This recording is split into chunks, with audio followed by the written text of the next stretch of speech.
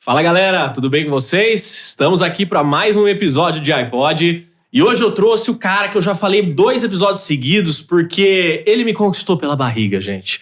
O cara sabe fazer hambúrguer. E hambúrguer, para quem não sabe, é a minha comida predileta, depois de talvez parmegiana, porque minha avó, ela tem prioridade, né? Todo mundo já sabe disso. Mas eu trouxe esse cara não só pela capacidade dele de fazer hambúrgueres maravilhosos, mas também pela capacidade de empreender hamburguerias. Ele é bom em empreender hamburguerias, em viajar, em conhecer culinária diferente, formado em gastronomia. Então eu vou deixar que ele se apresente, mas primeiro eu quero apresentar de novo para vocês os nossos patrocinadores que fazem isso acontecer com a maior maestria do mundo. Obrigado de novo à Cruzeiro do Sul Virtual do Polo de Americana Centro, que tem os melhores cursos da região, que vai fazer com que vocês alcancem novos patamares na vida profissional de vocês. Se você precisa mudar, se você precisa galgar novas posições no seu emprego, se você quer que sua vida dê uma alavancada, procura os cursos da Cruzeiro do Sul Virtual do Polo de Americana, que lá tem uma equipe preparada para ajudar vocês. Beleza? Então, dito isso, muito obrigado pela presença de todo mundo. Eu quero que vocês conheçam Gabriel Bosqueiro. Muito obrigado por estar aqui. Não, obrigado a você. Primeiro, eu queria agradecer de ter me convidado. Uma honra estar aqui. Parabenizar o projeto, que vem acompanhando aí desde o primeiro episódio, basicamente. Minha apresentação, eu sou o Gabriel, Perfeito. Tenho 33 anos, sou cozinheiro, sempre fui cozinheiro, é minha profissão. Mas hoje já empreendo há mais de 10 anos e venho trabalhando e melhorando, aprendendo cada dia sobre empreendedorismo na área de alimentação, bares e restaurantes. Para quem não sabe, o Gabriel ele é proprietário da Jack Brown Hamburgueria de Rio Claro, que não sei se ainda tá, me corrija se eu estiver errado, mas até onde eu sei é a primeira no TripAdvisor. Sim, ainda sou. Aê! Eu acredito que eu não tenha comido hambúrgueres tão bons quanto as que eu comi lá, e aí vocês vão falar, mas você tá falando isso porque o cara veio aqui. Não, sinceramente, tem um lá que chama Bonnie Clyde, tem ainda? Tem que ter, né? Cara, sinceramente, pra eu estar falando isso, eu estou com saudade, porque sendo em Rio Claro também, eu sou um preguiçoso de não pegar meu carro e ir lá comer, mas a verdade é que eu adoro, de fato, admiro a estrutura, o projeto, tudo que ele criou. E, além disso, ele também tem outros empreendimentos na área da culinária, por assim dizer. Gabriel, queria que você começasse falando pra gente um pouquinho sobre você. Sobre a carreira, como que você começou, qual foi sua decisão para começar a gastronomia. Fala pra mim do Politec pra frente. Politec pra frente. Tá, do Politec pra frente, ou até durante o Politec, eu acho. Perfeito. Que é começar por aí. Vamos lá. Durante o Politec, quando você chega lá para os 16 anos, né, você já tem que começar meio que pensar numa carreira, pensar em alguma coisa que vá te direcionar. Eu nunca fui uma pessoa exatamente estudiosa, que gosta de estudar a teoria das coisas. Mas eu sou uma pessoa mais prática, eu gosto muito de fazer coisas, de pegar coisas para fazer mesmo, coisas físicas, né, ativas. Sim. Nessa época eu já trabalhava como monitor de festa infantil. Nisso já cozinhava em casa, porque eu não gostava muito da comida da minha mãe. Era uma coisa que já desde pequeno era uma... E comecei a cozinhar em casa por conta disso. E aí nisso de trabalhar em festinha infantil, um dia faltou uma cozinheira, eu fui para dentro da cozinha, aí já comecei, ao invés de ser monitor, ir para dentro da cozinha. E com 16 anos, 17... já era uma época que a gastronomia estava bastante alta com a internet, né? Há 15 anos atrás, mais ou menos, né? A cozinha já estava num outro boom, que não era só cozinha francesa. Já tinha novas cozinhas sendo experimentadas, como a alta gastronomia de cozinha molecular. Isso estava bastante em voga na época, e ser chefe de cozinha veio na minha cabeça, né? Ser cozinheiro veio... Falei, pô, tá aí uma profissão que talvez eu me dê bem. Certo. Porque é uma profissão bastante ativa. É uma profissão que você tem a parte teórica, sim, mas você aprende muito mais na vivência do que só na teoria. Teoria de cozinha é importante? Sim, mas eu acho que a prática é muito mais importante para o dia a dia. Sim. Então, optei por isso, entrei, fiz o SENAC em Águas de São Pedro, fiz o curso a graduação do SENAC. São só 2 anos. Então, durante esses 2 anos...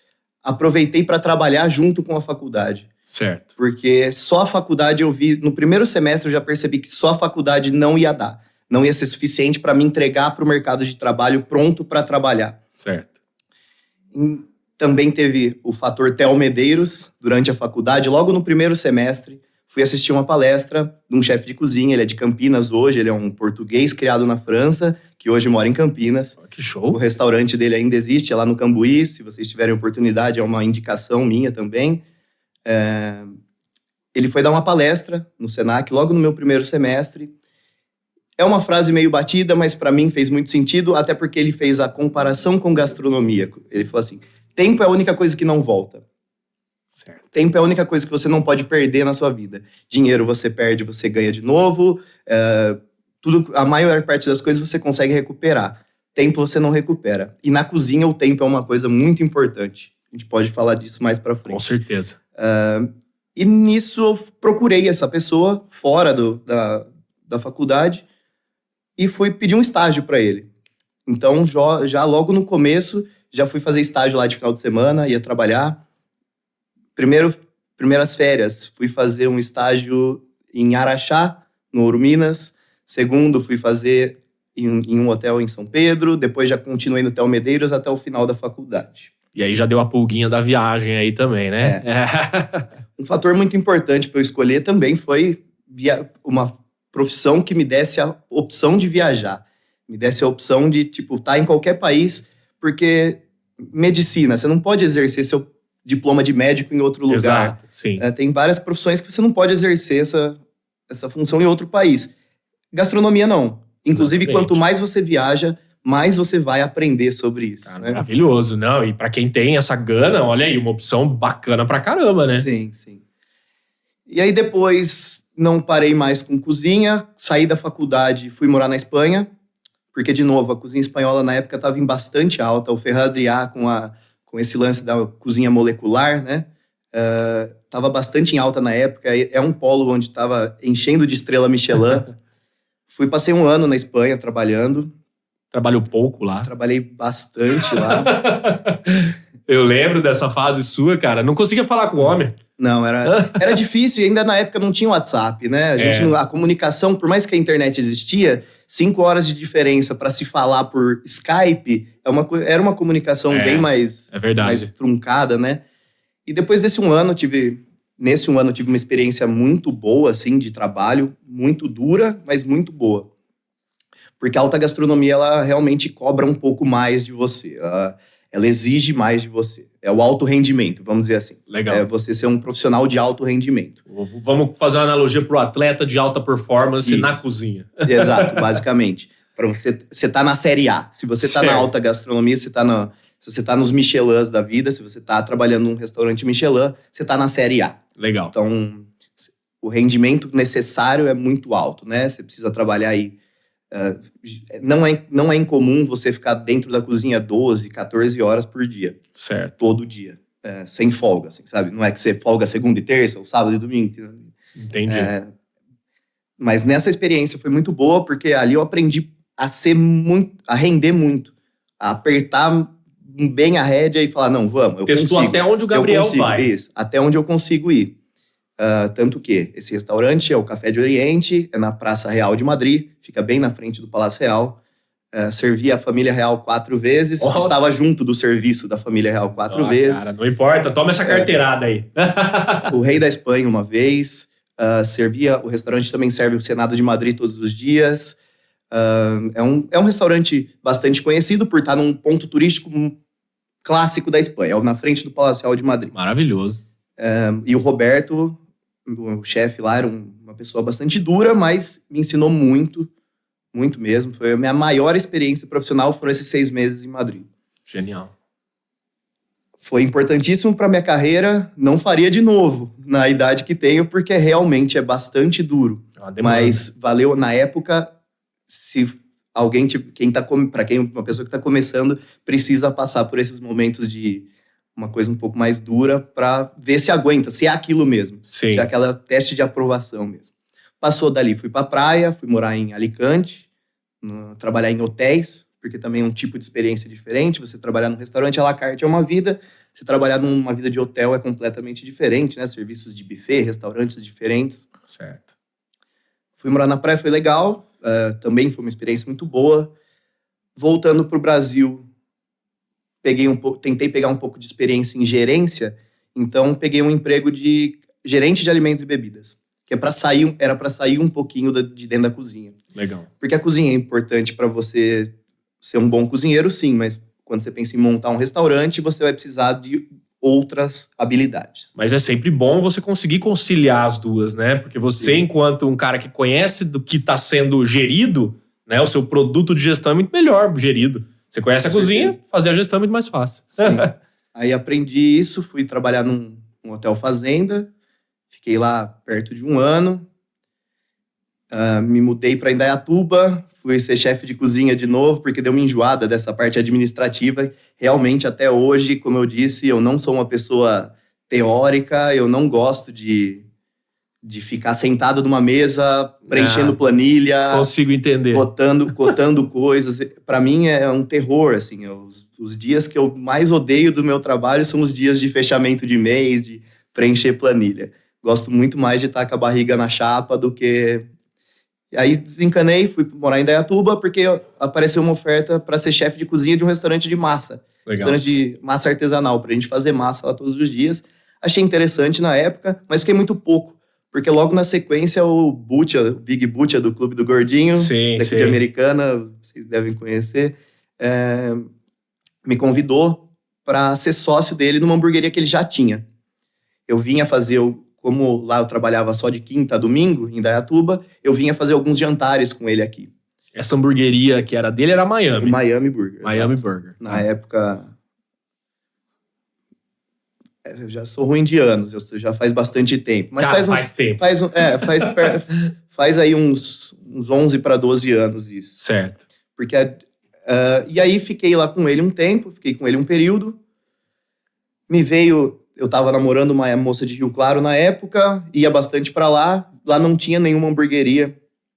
Eu tava já inserido nesse meio. Hamburguerias há 10 anos atrás, principalmente no interior de São Paulo, tava começando ali a virar o que é hoje. Sim. Porque hoje, né, 2024, olha a quantidade de hamburgueria que existe. Sim. Em 2010, o que existia aqui em Americana? Existia o Miami, o Fly Burger e...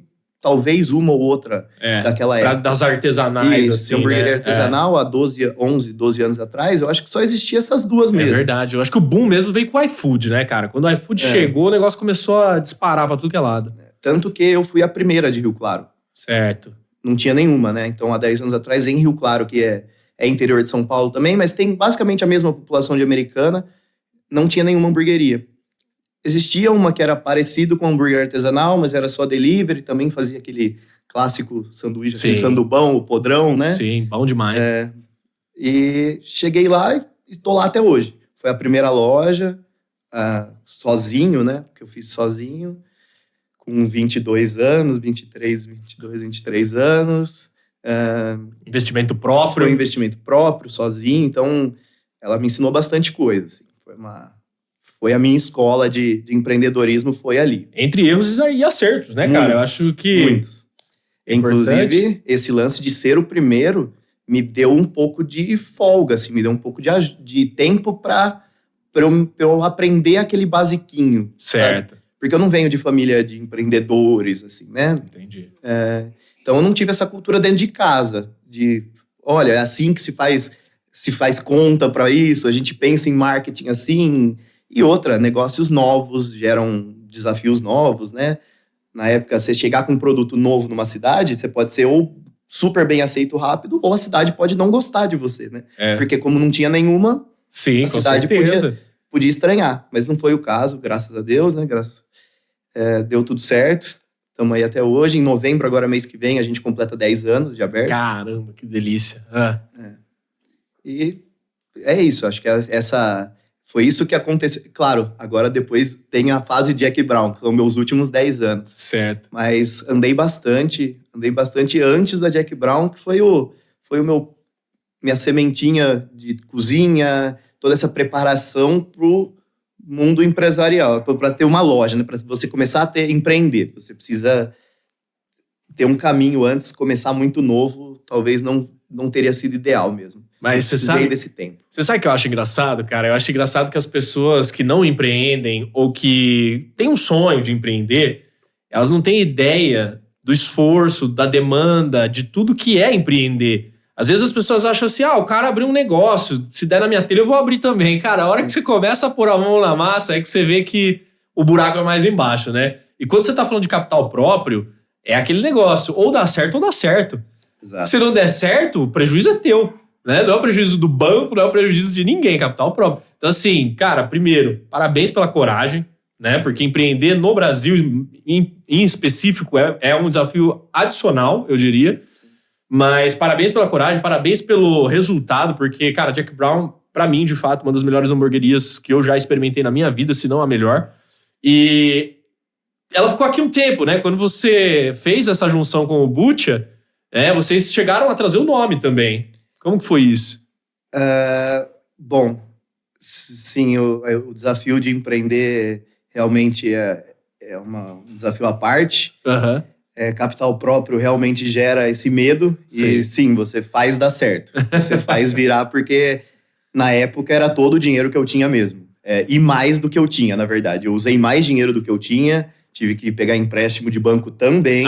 Beleza. Então é aquilo, se você não fazer dar certo, você não é que você sai zerado, você sai negativado muito. Certo. Então essa aguinha ali perto faz você andar muito mais, né? Você trabalha muito. Eu lembro na época de contratar o mínimo de pessoa possível para segurar. Eu morei 3 meses dentro do prédio da hamburgueria por medo de alugar um negócio e não ter dinheiro para não fazer. Caramba, que loucura. O começo foi bem divertido, foi sofrido e divertido ao mesmo tempo. Me ensinou muito. Que bom. Depois do 3º ano de Jack Brown, como eu tinha saído aqui do Miami, eu vendi minha parte. Eu tinha 30% da sociedade, eu vendi esses 30% para o Bucha de novo. Certo. Passou 3 anos de Jack Brown, uns quase 4 que eu tinha saído daqui, ele veio me oferecer para recomprar a loja inteira. Entendi. E eu achei interessante. Na época, pensei, já essa loja aqui, a primeira, a Jack Brown de Rio Claro, já estava meio se tocando sozinha, ela já estava com uma equipe estruturada, do tipo, já tinha um gerente de salão, né, alguém que cuidava da parte das vendas ali, e um chefe de cozinha que cuidava da parte operacional de cozinha. Então eu falei, acho que agora eu consigo sair um pouco e montar mais uma loja. Hoje eu vejo os erros que eu cometi. Com certeza. Aprendeu. Com 25 para 26 anos, você achar que você já... Com 3 anos dentro da primeira loja, você achar que você já está pronto para dar um passo. Esse passo foi além do que eu conseguia na época. Entendi. Hoje, com 10 anos de hamburgueria, hoje eu tenho outras lojas, mas essas lojas foram muito por conta de contar com pessoas, contar com outras pessoas que têm capacidade de fazer essa próxima loja virar. Legal. Então, por exemplo, durante 1 mês antes da pandemia, eu montei uma loja de delivery, uma hamburgueria que é só de delivery, uma famosa Dark Kitchen. Certo. Hoje, quem toca lá é um casal são amigos, né? Com outras marcas ali dentro, mas sem essas pessoas, essa loja não viraria, porque eu não tenho capacidade de estar em mais de um lugar ao mesmo tempo, né? Tem uma loja que é um varejão, um hortifruti. Tem uma loja em Cordeirópolis, uma em Santa Gertrudes, e agora inaugurou uma em Rio Claro também. Sem o Jean e a Mayara, essa loja nunca aconteceria. O Empório Tradição aqui em Americana, se não fosse o Anderson que toca a loja pra gente e os meus sócios, essa loja também não aconteceria.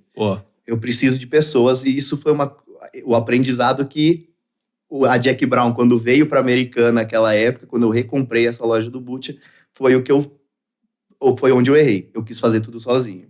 Isso foi um erro clássico de tentar. Mas necessário, acumular. Né? Às vezes foi o que me ensinou. É aquela coisa, né? Hoje você tem a oportunidade de mentorizar outras pessoas, né? Se você recebe pessoas aí com menos experiência do que você consegue falar, olha, eu já pisei nesse caminho e esse caminho não é o melhor que você pode pegar, né? Exato. Eu acho que... E também tem o lado... Outro dia eu estava refletindo sobre aquela frase, quando o aluno supera o mestre, né? Certo. É uma coisa que eu vejo até como natural isso acontecer, Porque vamos pensar que o mestre começa do zero. Sim. Aí ele aprende até o momento da vida, vamos pôr que ele começa no zero e aprende até o 10. O aluno começa do 10 para frente, basicamente, naquilo, né? Sim, no mínimo com as perspectivas ele do chega 10, né? Ele chega com zero, mas ele já pega todas as ideias que o mestre ali, quem aprendeu primeiro, Sim. aprendeu e vai dali para frente. Ele já tem um passo, já pega muito mais mastigado as coisas, Dá né? pra dizer que, de repente, são novos 10. Isso, né? isso. Porque faz todo sentido isso que você tá falando, cara. Ele vai chegar do 0 ao 10 muito mais rápido. Exatamente. Se tiver alguém para explicar isso para ele. Exatamente. E aí ele consegue passar para um 11, para um 12, que hoje eu vejo... O Gian começou a loja lá comigo faz 3 anos agora, os Hortifrutis. A gente comprou uma loja em Santa Gertrudes, a gente começou com essa. Tudo que eu sabia sobre ter uma loja que vende comida, tudo que eu consegui ensinar para ele, eu consegui passar isso para ele em 6 meses. Olha só que rápido, né? cara. Porque tudo o que demorou muito para eu aprender, porque eu precisei engatinhar por muito tempo, né? Para até aprender, bater cabeça aqui, falir uma loja em Americana. Eu precisei bater muito a cabeça ali no começo, por ser jovem, por não ter nenhum mentor, por não ter ninguém para me explicar o que fazer. Então isso fez... Mas as minhas cabeçadas, hoje eu passo já para frente, eu já explico e eu vejo hoje o Gian se desenvolvendo muito mais rápido que eu. E vamos combinar que o objetivo do mestre é que o aluno sobressaia a ele. Senão, que tipo de mestre você é? Olha, eu sou seu mestre até você se igualar a mim, porque se você passar, a gente não pode mais conversar aqui. Não, exato, essa é a ideia mesmo. Essa é a ideia. Aí, hoje, saber que eu conto muito com as pessoas eu vejo como o meu maior fator de crescimento é aprender que eu não consigo fazer as coisas sozinho. Que eu preciso de gente e eu gosto de procurar essas pessoas. Se eu puder ensinar alguma coisa pra elas, ótimo. E se elas puderem me ensinar, melhor ainda. Porra, puta lição. Isso aí é demais, hoje cara. É o meu... Não abriria mais nenhuma loja se eu não souber que a pessoa que vai tocar essa loja tem capacidade de fazer, ou de pelo menos de aprender a fazer. Sozinho a gente não faz nada, né? A gente precisa de... E tá a questão da confiança, né? Porque, querendo ou não, a gente desenvolve confiança também. Não é só assim, vou colocar uma pessoa que eu acredito que seja boa nisso e ela vai resolver meu problema. A gente tá falando não só da capacidade, mas também de você deixar aquela pessoa ali e falar, estou despreocupado. Ou, no mínimo, né? Despreocupar é difícil, né? O empreendedor tá preocupado todo dia. É bem difícil. Mas é sempre bom ter alguém ali que pode te dar o braço direito, né? Com certeza. Essa parte da confiança, ela é... Eu acho que é impossível você viver em paz se você não confiar nas pessoas que são, pelo menos os que encabeçam os seus projetos, né?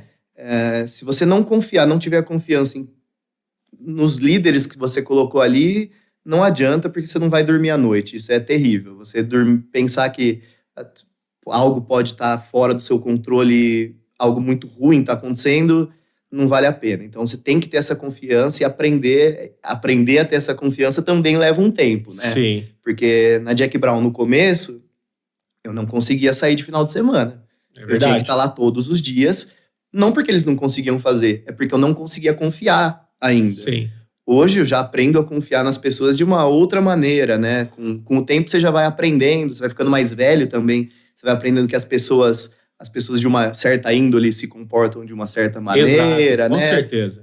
Isso é uma coisa que você vai aprendendo com o tempo e só a experiência, acho que só você vivendo essa experiência e tendo essa experiência por anos que você vai aprender essas coisas, né? Acho que não dá pra aprender, sair com 18 anos, falar uma pessoa de 18 anos, falar que eu já aprendi tudo isso. Sim. Acho que é muito improvável que isso aconteça.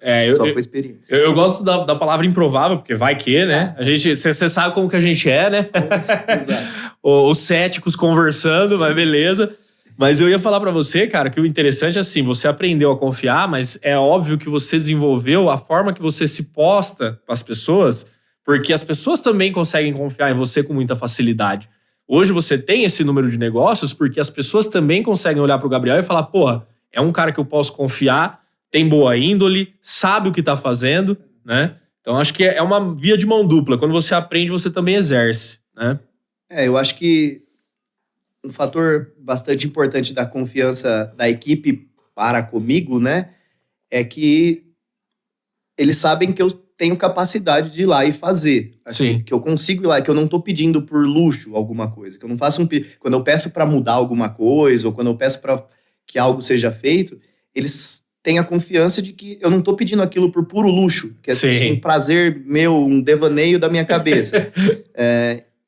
Então, que eles sabem que, por exemplo, precisa estar na cozinha. Eu vou na cozinha e eu consigo exercer a função de qualquer um que não estiver ali naquele dia. Sim. Faltou alguém porque um tá... Gabriel, preciso de você. Eu vou. Certo. E eu consigo substituir qualquer um. Salão, quantas vezes atendo de garçom? Tranquilamente. Corriqueiramente. Eu estou lá, pelo menos uma vez, um dia do final de semana, eu tô lá na Jack Brown, ou tô aqui no Tradição. Atendo normal, sirvo, se precisar ficar no bar, fico no bar. Durante a pandemia, quanto lanche eu entreguei de carro? Porque você não sabe, primeiros meses de pandemia, você não sabe exatamente quanto você vai ver, quantos motoboys você precisa chamar. Aí você chama 4, precisava de 6, você tem que pegar o seu carro e entregar, né? Então, mas eu acho que esse fator de confiança também de saber, eles entenderem que eu consigo fazer. Mesmo no varejão, eu acho que o Jean, que é meu sócio lá, ele ficou 7 anos comigo na cozinha. Certo. Ele foi meu chefe de cozinha durante 7 anos. Ele chegou, já tinha trabalhado numa Grileto, ele veio de Minas Gerais, divisa com a Bahia, bem lá pra cima. Veio, trabalhou na Grileto um tempo e depois já veio trabalhar comigo, bem jovem. Ficou 7 anos comigo. Eu via mais ele do que eu vi qualquer amigo meu. Porque imagina, 7 anos trabalhando lado a lado na cozinha todo dia, provavelmente em horas, tirando os que a gente estudou junto, a gente passou muitas horas junto. Mas tirando os que a gente estudou junto, eu passei mais tempo com o Jean do que com qualquer outra pessoa que eu tenho alguma relação de amizade ou qualquer... Então eu tenho muita confiança nele e ele em mim. Sim, e é uma relação. É uma relação, assim... É óbvio que a gente não tá falando de uma relação amorosa, mas é uma relação de muito respeito e muita confiança intrínseca mesmo, né, cara? Porque isso aí, eu costumo dizer, cara, que, né, Pequeno Príncipe sempre foi muito atual, né, cara? É um livro que, assim, eu particularmente gosto bastante, mas é difundido de uma forma leviana, eu acho, sabe? As pessoas não entendem exatamente o que tá naquele livro e saem falando, mas o Pequeno Príncipe, ele tem uma coisa que você se torna responsável, né, por aquilo que cativa. E a confiança das pessoas também é assim. Porque, por exemplo, a pessoa que você hoje confia para tocar um negócio seu ou dele, né, ou em conjunto, ela, uma vez quebrada, cara, não volta. Não se reestrutura. É uma responsabilidade muito grande, entendeu? Então, assim, quando a gente fala de, não faça sociedades levianas com amigos, com família, é porque, cara, tem que ter muito cuidado e respeito com essa relação, né? Fui longe pra falar disso, né? Puta que pariu. Beleza. Não, mas segue o barco. Mas eu concordo porque o Tradição aqui de Americana é uma sociedade entre amigos. Sim. Diferente das outras que eu tenho, que é uma relação... Existe uma amizade, mas ela foi criada por conta do trabalho. Perfeito. Ela não veio de antes do trabalho. Aqui no Tradição, não. Aqui a gente tem uma relação de sociedade, mas entre amigos. Sim. Dá pra acontecer? Dá pra acontecer. Só que a função tem que estar muito bem estabelecida, do tipo, você é responsável por isso, você, sabe? Essa entrega dividida, ela funciona bem também. Mas eu acho que ela não funcionaria, de novo, sem a experiência que a gente tem hoje. Porque os quatro sócios aqui, todos já têm sua própria empresa, têm suas empresas antes daqui, então eles já têm essa vivência de ter uma loja, ou ter uma clínica, ou já tem essa vivência de ser o gestor de uma equipe antes dessa sociedade acontecer. Divergência, obviamente que vai acontecer, né, gente? Também nenhum negócio se toca sem divergência, mas aí é o conceito da maturidade. Né? Exato, porque com o tempo você aprende a ceder bastante, você aprende que não é sempre só a sua verdade que é a verdade. Com certeza. Então você aprende a ceder e aprende a também se impor se for necessário para algumas coisas. Sim. Mas dividir tarefas, né, nessa sociedade, a gente escolheu a sociedade muito por conta da diferença de atuação de cada um. Como cada um é de um campo, né? a gente se soma muito, né? Uhum. Então, por exemplo, ali, quem que decide parte de cozinha? Não tem por que eles ficarem dando muita opinião, apesar de que, claro que eu ouço que eles querem que coloque num cardápio. Sim. Mas isso direciona um pouco pra mim. Beleza, mas na parte de evento, a gente joga pro Rogério. O Rogério sabe contabilidade. O Rafa é contador. Então, né? Vamos especificando. Pra que eu vou dar palpite em contabilidade? Eu não, sabe? Mas essa soma de atributos faz uma sociedade também ser forte. Então, dá para fazer desde que esteja estruturado e que as pessoas já tenham uma maturidade para entender como elas vão atuar dentro da sociedade, né? E cara, o Tradição, querendo ou não, cara, é um puta ponto maravilhoso aqui da nossa cidade. Ele tem uma história com a população da cidade, aquele ponto, pelo menos com a jovem população da cidade, né? Já não tão jovem. Já não tô. Puta merda, não precisa falar isso, cara. Tava tudo bem aqui, meu.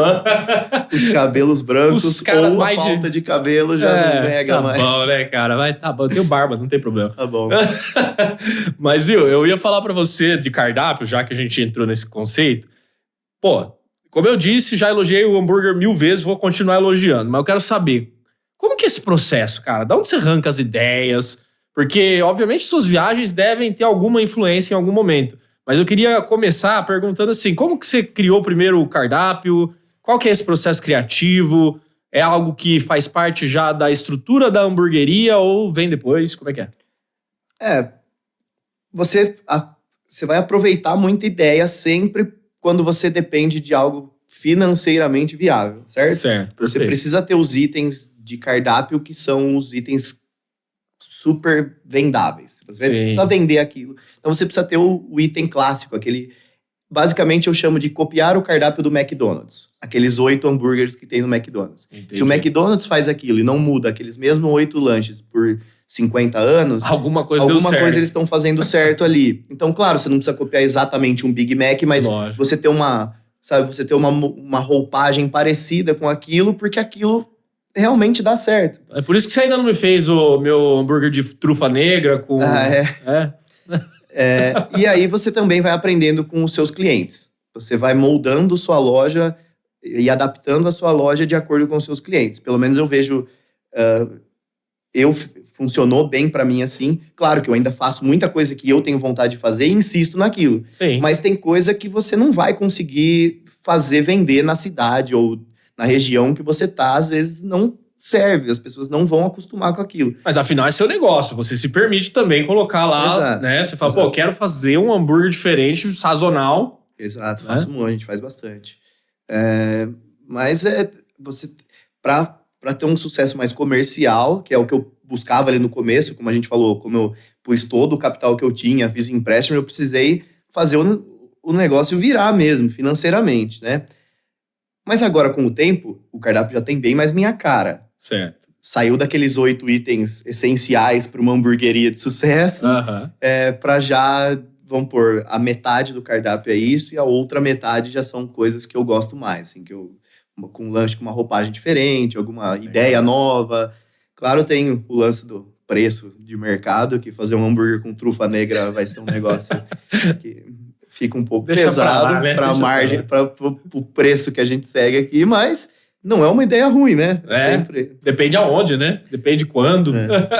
Agora, cardápio, no geral, na Only Smash, hoje a gente tem uma loja de delivery que da mesma loja saem 3 cozinhas diferentes. Olha que massa. A gente otimiza o espaço para sair 3 marcas. Sai a Only Smash, sai a Bomps e sai a El Choripa, que foi uma marca de choripan que a gente tem. Aí a gente monta o cardápio um cardápio aproveita muito das coisas da outra loja, uma loja aproveita da outra. Você tem essa dinâmica de aproveitamento, né? Para um bom cardápio funcionar, você tem que desperdiçar o mínimo, né? Você tem que ter uma série de regrinhas para montar um bom cardápio. E você falou de feedback, né? Por exemplo, eu conheço os meus clientes hoje, obviamente você está se pautando em números também, né? De compra, venda de hambúrguer e tal. Mas você recebe feedback assim, você busca feedback dos seus clientes de alguma outra forma? Sei lá, manda uma pesquisa de satisfação. Como que você faz esse contato? Eu, particularmente, eu converso muito com os meus clientes. Isso é bom. Talvez a melhor forma de fazer isso. Porque eu tenho essa liberdade, né? O restaurante... Claro, o delivery... Eu tenho um cliente tem uma parcela de clientes que só pede no delivery, que não vai até o estabelecimento. Ok. Mas para você ter esse... Como eu tenho essa parte do estabelecimento, eu tenho muito contato com os meus clientes.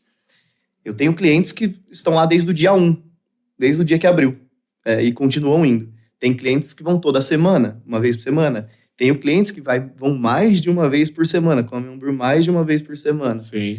E eu consigo, pensando em 10 anos, tem clientes ali que eu já conheço há 9, entendeu? Sim. 9 e 10. Então, eu consigo conversar com eles. E mesmo com os novos clientes, eu gosto muito de ir pedir um feedback na mesa.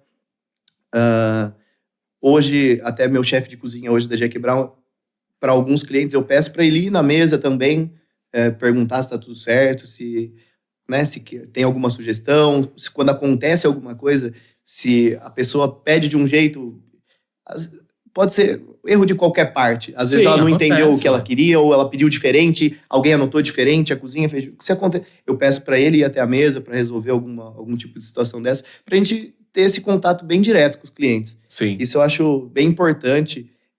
Até porque quando eu vou num lugar, eu gosto de ser bem recebido, Perfeito. De conversar. Então, acho que isso reflete, a minha personalidade reflete também no negócio, né? Eu não sei como tá lá hoje, porque, né, infelizmente faz tempo que eu não vou. Mas vocês têm tablet na mesa, essas coisas? Não, eu não... o sistema até me permite, o sistema que a gente usa até me permite fazer isso, mas eu não gosto desse tipo de atendimento...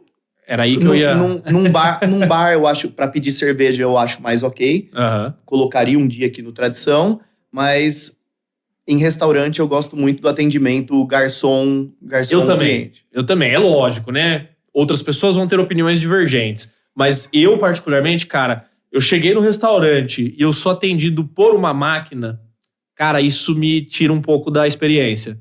Assim, eu acho que tem... Tudo bem, né? Existem alguns lugares que eu fui e tive uma ótima experiência, mas alguém me introduziu ao contexto daquele cenário da máquina, entendeu? Foda é você chegar, sentar na mesa, tem um tablet lá, ninguém olhando pra você, você procura garçom, não tem garçom, aí você fica olhando, você fala, pô, cara, perde aquele primeiro passo que é a experiência, né, de contato do consumo. Fica muito fast food, né? Então. O consumo de fast food. E eu gosto porque... Igual, eu gosto de me comunicar, eu gosto de interagir com outras pessoas, né? Principalmente com os meus clientes que... Sim. Né? Claro, em sábados, super corrido, às vezes não é possível, mas sempre eu falo, o cliente chega na mesa, conta as novidades, nosso atendimento ele é pautado com essas regrinhas, sabe? Se apresenta para o cliente, claro que hoje os clientes até já conhecem praticamente a equipe inteira por nome,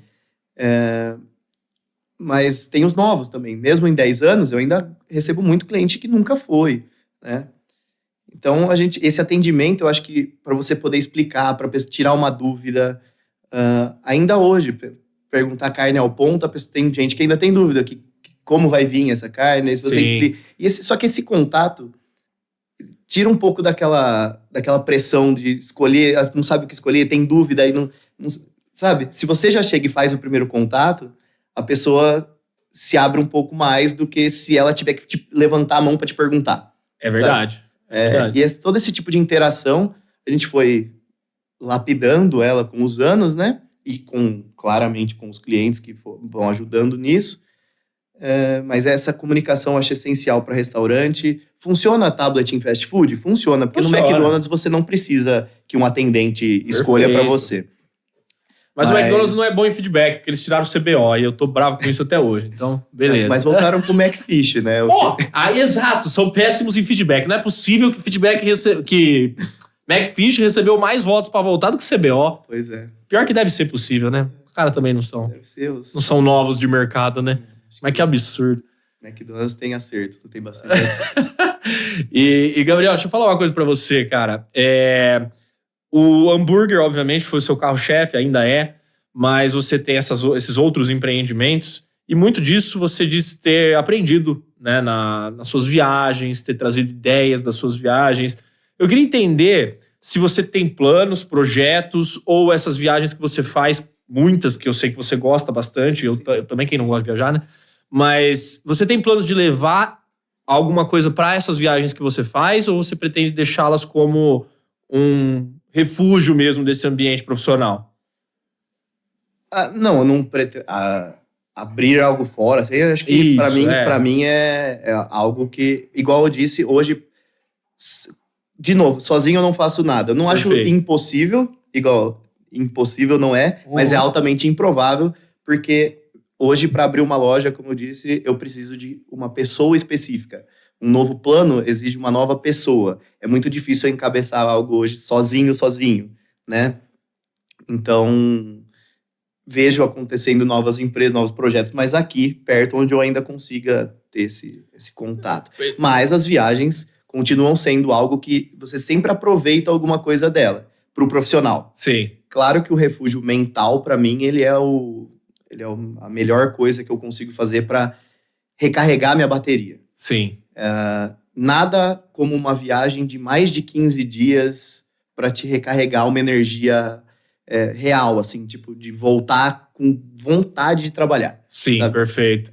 E a Argentina virou ponte aérea, né? Ah, sim. O cara tá lá sábado. Ô, sábado onde tá o Gabriel? Tá na Argentina. Mas um abraço pros meus amigos argentinos aí, que Tá bom. são parte importante hoje da minha vida. Fiz esses amigos viajando e hoje, mesmo quando eu vou pra lá, se um não tá porque tá viajando, passo e dou um abraço no pai e mãe. É esse nível de amizade que a gente criou de amigos viajando, né? A viagem pra mim sempre foi uma parte muito importante. Faço de tudo para conseguir viajar, né? As experiências que você vai tendo com cada viagem, viajar sozinho, com um grupo, em dupla, mais longa, mais perto, mais corrida, mais relaxante. Sim. Cada viagem tem sua própria especificidade.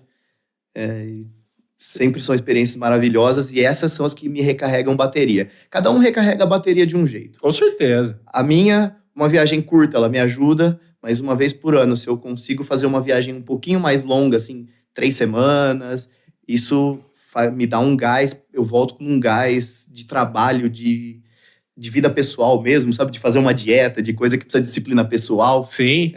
E autoconhecimento, pô. Você sabe Muito. que o Gabriel precisa disso. E você se respeitar e fazer isso acontecer, por mais que seja difícil, porque eu imagino que não seja fácil também você conciliar 3 semanas. É bem difícil. Então. Tem ano que não acontece, por exemplo. Tem ano que dá pra fazer mais de uma, mas porque daí é aquele ano que tá tudo alinhadinho. Sim. Sabe? Tá a equipe alinhada, o movimento tá bom, mas não tá nem demais e nem pouco. Não, maravilhoso. Tá aquele ano flat, assim. Isso Sim. Aconteceram 2 ou 3 anos aí. Mas pandemia pulou a viagem. O ano passado, faz 1 ano e pouco agora que eu não viajo por conta de reinvestir na Jack Brown mesmo. Esse ano eu tô dando uma repaginada em muita coisa, porque ela continua crescendo, mesmo 9 anos depois, indo pro 10º ano. Esse ano ela cresceu bastante, assim, considerável, bastante para 9º ano, né? Aumentei a equipe, contratei mais gente esse ano por conta dessa demanda. Reformei o prédio, fiz uma reforma no prédio. Cara, eu preciso muito ir lá, meu Deus. Troquei bastante coisa de cardápio, comprei equipamentos novos para cozinha. Então, esse ano eu tô trabalhando para que o ano que vem, possivelmente, eu consiga deixar ela redonda. Sabe? Fazer a loja estar melhor do que o movimento, porque se o movimento aumentar, eu ainda consigo estar ali. E eu ia perguntar para você, cara, fazendo tudo isso, sobra tempo pro resto? Você consegue namorar? Você consegue fazer algum esporte? Eu sei que você treina na academia, é super motivador, gente. Vocês têm que seguir o Gabriel. O cara é ótimo, é o coach de fracassos. Momento desmotivacional. Mas, cara, como é que é a sua vida, essa rotina? Porque às vezes eu falo, o pessoal traz aqui empreendedorismo, mas, pô, empreendedorismo é uma loucura, né? Flexibilidade total. Exato. Mas igual. Eu tenho que confiar em pessoas, certo? Então, o meu trabalho hoje, basicamente, eu não posso... Eu falo que eu sempre tenho que ser um step de qualquer lugar. Eu tenho que ser um step, eu não posso ser uma roda do carro. Tem que ser um step. Se uma roda furar, aí eu vou lá e entro. Legal. É só nesse momento. E o step do seu carro, você trabalha para que você quase nunca tenha que usar ou nunca tenha que usar. Exato. Certo? Eu tento manter toda a equipe alinhada o suficiente para que... Não porque eu não quero ir, e sim porque eu quero deixar a empresa funcionando certinho. Legal. Não pode parar uma loja porque um não vai, sabe? O dono não tá, para. Ou o chefe da cozinha não veio, fecha. Se eu falar pra você, cara, que tem multinacional, que devia aprender essa lição...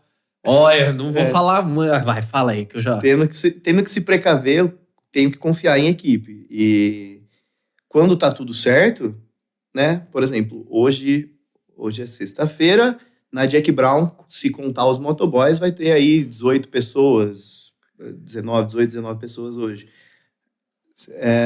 Eu a mais ali, talvez não faça muita diferença pro operacional. Faz por conta da equipe, que é bom eu estar ali junto com eles, é um adicional para também um a mais suaviza uma parte da equipe. E com os clientes eu tenho esse contato com o cliente. Isso sim faz diferença. Mas pro operacional, um a mais ou um a menos acaba não fazendo diferença. Então, nos dias que tá tudo alinhadinho, eu consigo não estar. Perfeito. Se eu precisar viajar, se eu precisar resolver qualquer coisa minha, pra eu poder ir pescar, pra eu poder... Bom, essa pra mim foi nova, cara. Assim, eu nunca soube desse seu hobby por pescaria. Eu realmente me surpreendeu. Você faz isso desde sempre, cara? Desde criança. Meu pai me levou pra pescar a primeira vez com 4 anos e eu nunca parei. Caramba, cara. E você vê, né, cara? Te conheço, sei lá, desde o primeiro colegial. E eu nunca me atentei a esse hobby seu. Só me atentei ao heavy metal mesmo, que a gente compartilhava. A gente foi pros shows do Blind Guardian lá. Porra, coisa boa também, hein? Demais. Você é louco. E eu ia perguntar outra coisa pra você, cara, das viagens. Eu até me adiantei pra outro assunto. Mas você vai muito... É Mendoza que você vai muito? Isso. É a região de Mendoza, né? Como se fosse o estado de Mendoza. Só que eu vou pra Las Lenhas fazer snowboard. Ali tem a montanha. Certo. E meus amigos, que são argentinos, moram ali em San Rafael, que é um pouco para baixo de Mendoza, mas o voo para ali, depois eu vou para casa deles, a gente vai ficar ali com eles, basicamente, para ir para essa montanha, porque chega na época da neve. Uma vez tive muita sorte na vida de conhecer pessoas que praticam isso, vão de carro, eu consegui ir de carro junto, me ensinaram a fazer, sem ter que pagar aula, sem nada, dedicaram um dia para estar ali me ensinando. E aí, pô, a Argentina não é um país tão caro para se viajar. De fato. É uma viagem curta, rápida, você consegue ir. Por exemplo, já teve viagem que eu saí daqui na quinta e na segunda eu tava trabalhando. Ah, perfeito. 3 dias na montanha, você volta e tá trabalhando. Você gastou 3 dias ali, 3, 4 dias. É uma viagem curta, dá para fazer uma viagem curta, rápida. Acessível. Top. Que distrai bastante a cabeça, né? Você tá num ambiente completamente diferente. Você tá num meio que calor aqui, porque não importa que é inverno, às vezes aqui tá calor no Brasil. É fato. Então, mas lá você chega, você tá num ambiente de neve, vai fazer um esporte que é bem diferente do que a gente consegue fazer no Brasil. É um privilégio poder fazer isso por conta da amizade, mas quem snowboard ou esqui é uma coisa muito gostoso de fazer, uma sensação maravilhosa de liberdade. Assim. E no ponto gastronômico, o que é forte lá? Carne e vinho. Carne e vinho. A parrilla e o vinho. E é diferenciado mesmo o negócio. O boi argentino é muito bom, né? Lá a Argentina é um país muito plano. Ah, tá. Ok. Então o boi anda muito pouco e eles usam raças também de um gado. E é o negócio argentino, é a carne mesmo. A cultura argentina é comer bastante carne. E o vinho, o Malbec, principalmente ali na Argentina, o Malbec argentino, o Malbec mendocino, da região de Mendoza ali. O Malbec argentino é um vinho bastante... Requintado. É um vinho bom, assim. São vinhos que a Argentina produz um Malbec muito bom, né? Então, quando você vai pra lá, você vai comer bastante carne e tomar bastante vinho tinto. Quando eu viajo pra Europa, cara, eu sempre compro vinho latino. O cara é bizarro, né? Ele vai pra Alemanha, ele entra no mercado lá, você olha 6 euros, 4 euros, né? E aí você pega uns vinhos, assim, eu particularmente, eu não sou um adepto de vinho, eu não sou um cara muito bom nisso, pra falar a verdade. Mas minha esposa ama, né? Então eu sempre olho alguma coisa pra ela, ou pra alguém que tenha me pedido, traz um vinho legal aí. Sim. Eu já cheguei a pagar 4 euros num vinho que aqui tava, sei lá, R$280. Ah, sim. Eu falei, que isso, cara? Que absurdo. A Europa também tem... As produções de vinho europeia tem cada variedade, cada região. Os vinhos franceses, os italianos, os portugueses, os espanhóis mesmo. Tem bastante vinho gostoso espanhol. E realmente é isso, né? O vinho, quando ele chega aqui, ele chega num valor... bem mais alto, né? Então, pra gente desenvolver esse gosto de vinho, e como tudo na vida, é treino. Você tem que praticar. Como você aprende a gostar de vinho? Tomando muito vinho. Então, mas aqui, pra aprender no Brasil, fica um pouco mais difícil com os europeus, porque eles chegam aqui bem caro. Ah, chega, não. Pelo mas amor de Deus. A gente acaba comprando. Porque é bom, né? Verdade, vinho tem bom. isso também, né, cara? E assim, obviamente, Gabriel, queria continuar essa conversa com você, porque assim, gente, eu ainda não falei sobre o fato que o Gabriel, além de ser um ótimo cozinheiro, um ótimo funcionário de 8.000 empresas que ele já abriu aí, ele é um cara que sabe tocar instrumento como ninguém. O cara toca violão absurdamente bem. Não. Então, assim, outros temas. Nerd, gosta de cultura pop, né? Sim. Eu e ele compartilhamos esse interesse. A gente sempre tá conversando aí. Provavelmente fez nossa amizade ali na escola. Foi um ponto, um elo Foi, na cara. escola, né? Não, e, pô, né, ficamos só nós dois, por assim dizer, né, de uma turma grande que nós tínhamos de amigos dentro de uma classe lá, e foi bem legal, inclusive foi o que aproximou mais a gente, né? Com certeza. Então, assim, gente, tinha muitos outros assuntos que a gente podia tocar, muito do que a gente falou aqui foi de interesse meu também, porque eu sempre tive a curiosidade de saber como você construiu essa sua carreira, que eu sempre admirei, mas nunca tive, talvez, a oportunidade de sentar e conversar sobre todos esses pontos. Sim. Trouxe muita lição para quem está começando. Acredito que as pessoas entenderam que confiança é a base do negócio, que você vai errar e que, independente de tudo estar ou não no seu controle, o que você pode controlar é o caminho que você quer trilhar. Então, né, ajuste suas velas. Eu acho que essa é a mensagem que a gente deixa aqui. Perfeito. Agora, a minha mensagem interpretada foi essa. Eu quero que você agora deixe uma mensagem para quem está assistindo. O que você acha que deve ser feito? Uma mensagem sua pro público? Quem está começando? Dicas? Fica à vontade para deixar aí a sua mensagem final. Eu acho que é muito pautado no que a gente conversou hoje sobre aprenda a confiar nas pessoas, aprenda a fazer, crie sua experiência para você conseguir exercer o caminho, a profissão que você escolher. Aprenda a identificar e confiar em outras pessoas, porque a gente não faz nada sozinho. Se a gente conseguisse viver só, a gente é um animal, de uma espécie Sim. que vive em grupo, né? Exato, um animal político, segundo Aristóteles. Uma pessoa sozinha não consegue fazer um lápis, um monte de pessoas junto leva o homem à lua, né? É meio que... A gente precisa de outras pessoas, mas identificar quem são essas pessoas que vão conseguir estar do seu lado e vão estar ali para o que der e vier, é uma coisa muito importante para você aprender e conseguir se desenvolver. Acho que é meio por aí. É uma lição que vale para qualquer área do empreendedorismo, né? Perfeito. Você aprender a confiar nessas pessoas, identificá-las e confiar nelas. Perfeito. Então, Gabriel, eu queria agradecer de novo sua presença. Um amigo de longa data, mais um, né? Que bom que eu tenho bons amigos de longa data com carreiras maravilhosas. Isso facilita muito o meu trabalho. Mas assim, de novo, gente, quem puder, segue a Jack Brown, vai experimentar os lanches. Cara, eu particularmente admiro de fato todo esse processo de criação, todo o processo também de desenvolvimento que foi o que ocorreu ali dentro.